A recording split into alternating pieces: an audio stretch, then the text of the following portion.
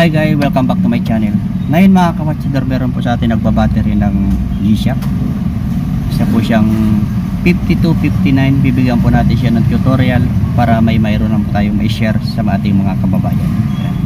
Ayan guys.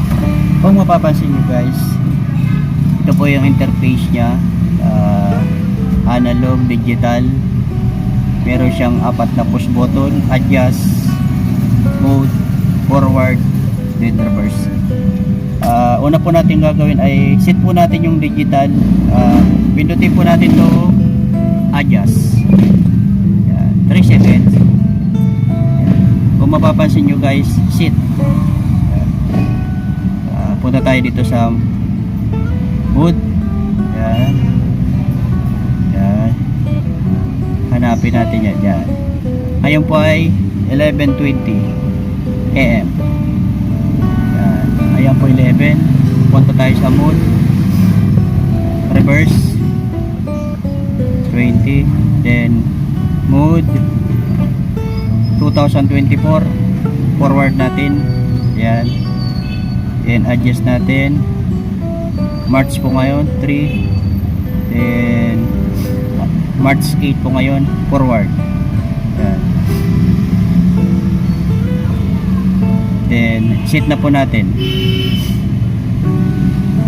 Set po natin.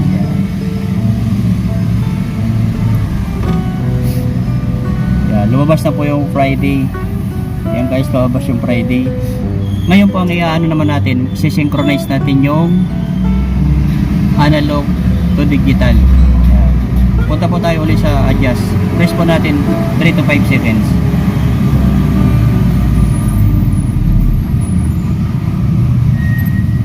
Yan. Yan guys, lumabas na yung subdial.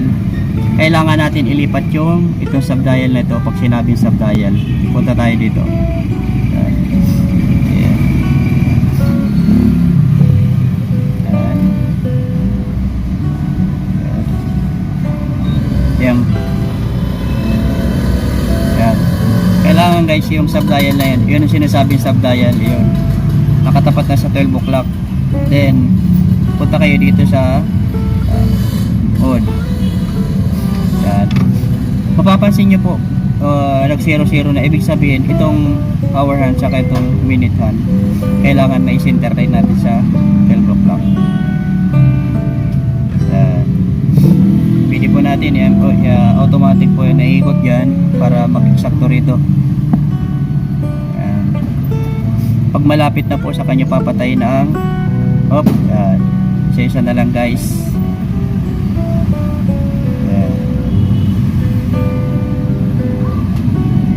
Yan.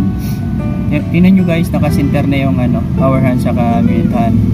Kasi parehas ng subdial 00. Then pag na po yan, pindutin nyo lang guys itong adjust. Yan.